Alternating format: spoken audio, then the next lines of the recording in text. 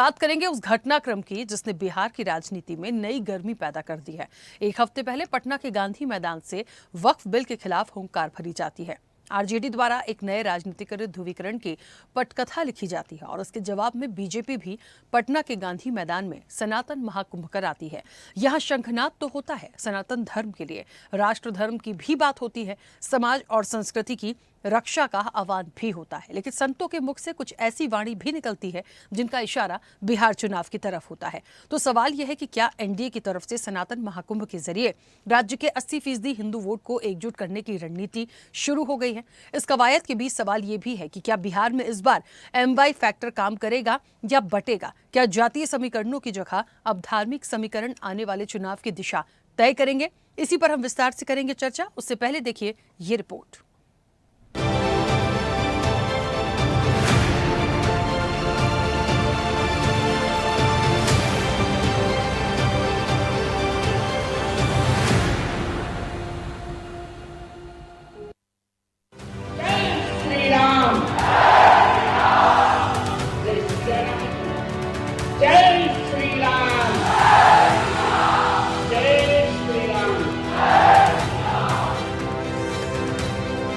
पटना के गांधी मैदान में आयोजित सनातन महाकुंभ ने न सिर्फ धार्मिक ऊर्जा फैलाई बल्कि सियासी हलकों में भी गर्मी बढ़ा दी है। सवाल उठने लगे हैं कि क्या यह आयोजन केवल आध्यात्मिक है या इसके पीछे कोई रणनीतिक राजनीतिक उद्देश्य छिपा है? क्या इसके जरिए हिंदू वोटर को एकजुट करने की कोशिश हो रही है? और क्या आने वाले विधानसभा चुनाव में बटा हुआ हिंदू वोट एक तरफा रहने वाला है? इस धार्मिक मंच से धर्मगुरुओं ने समाज, संस्कृति और राष्ट्र धर्म की बात की, लेकिन इशारा साफ समझा जा सकता है। हमारा एक भी सपना है, भगवाई हिंद होना चाहिए। अगर हुआ मेरे धर्म पर घात तो मैं प्रतिघात करूंगा, क्योंकि मैं हिंदू हूँ, सिर्फ हिंदुत्व की बात करूंगा। हम किसी भी पार्टी के नहीं हैं, जिस पार्टी में हिंदू है हम उस पार्टी के हैं। जब तक रुकेंगे नहीं, जब तक झुकेंगे नहीं, चाहे जितना विरोध कर लो हमारा, कितनी भी गालियां बदलो, कितने भी नारेबाजी कर लो, हम हिंदुओं को जोड़ करके रहेंगे।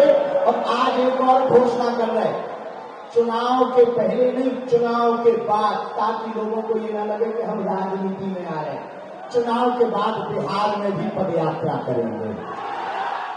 रामधारी सिंह दिनकर ने कहा, याचना नहीं अब रण होगा, संघर्ष महाभीषण होगा। लोगों को बता दीजिए, राम विरोधी, राष्ट्र विरोधी और हिंदू विरोधियों को हम कभी भी सत्ता नहीं देंगे। सत्ता उसी को मिलेगी भगवान श्री राम पर विश्वास करेगा। बिहार में 2025 में विधानसभा चुनाव होने वाले हैं और सनातन महाकुंभ का समय और स्थान दोनों ही बेहद सोच समझकर तय किए गए लगते हैं। महाकुंभ से निकली संत वाणी पर बीजेपी और जेडीयू ने अपने तरीके से प्रतिक्रिया दी है। और ये व्यक्ति न अपने गरीबी जाति के प्रति, अपने को जादव घोषित कर करके वोट की राजनीति में जादव को भी बरगलाते हैं, और न अपने धर्म के प्रति नवरात्रा में मांस खाएंगे, कुंभ को आलतू फालतू कहेंगे, तजिया का ढोल बजाएंगे घर के अंदर बुला के। अरे कौन सा संस्कार है आपके पास? देश डॉक्टर भीमराव अंबेडकर के संविधान से चलता है और हमारे पुरखों का जो ज्ञान था वो इस देश की विविधता में एकता का प्रतीक रहा है।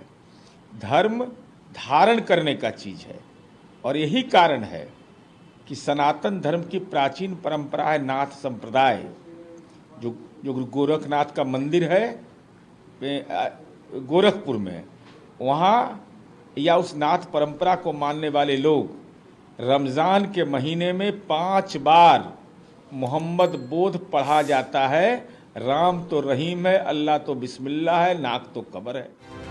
एक हफ्ते पहले ही इसी गांधी मैदान में आरजेडी ने वक्फ बिल के खिलाफ हुंकार भरी थी।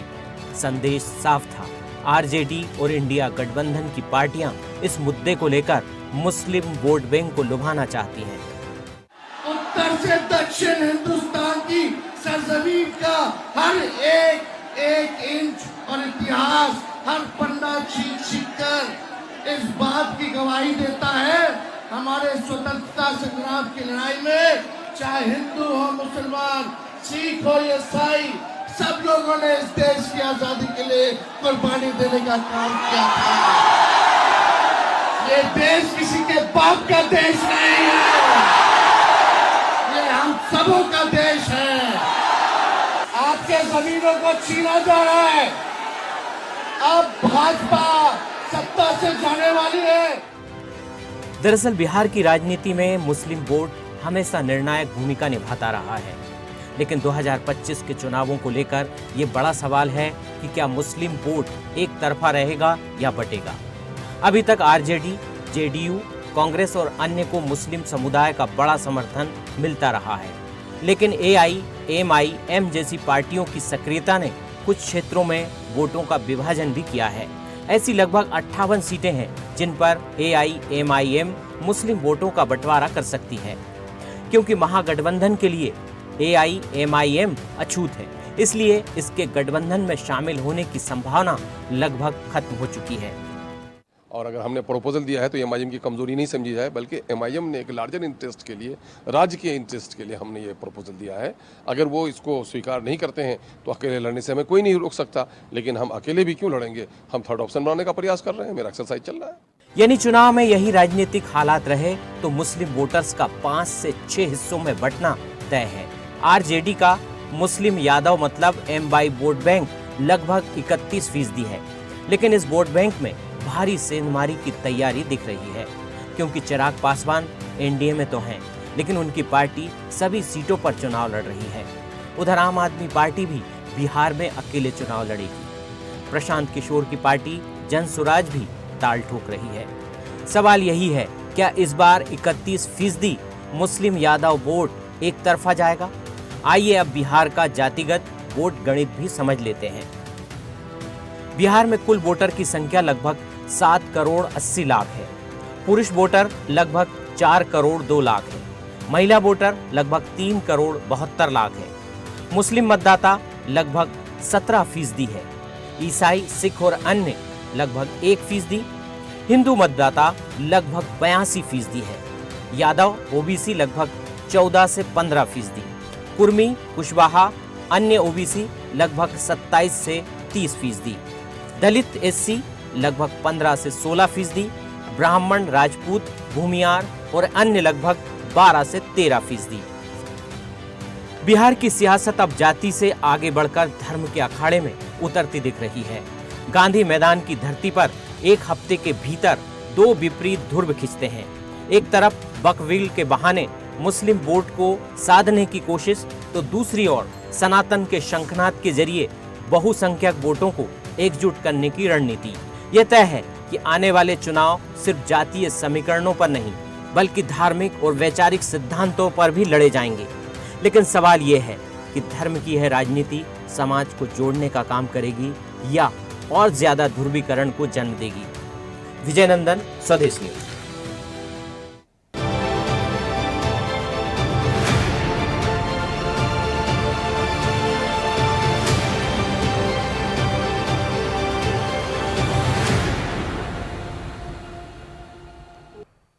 ऐसे ही वीडियोस के लिए लाइक करें, शेयर करें, फॉलो करें। YouTube पर जाकर सब्सक्राइब कर बेल आइकन दबाना ना भूलें और ताजा अपडेट्स के लिए swedeshlive.com पर जरूर जाएं।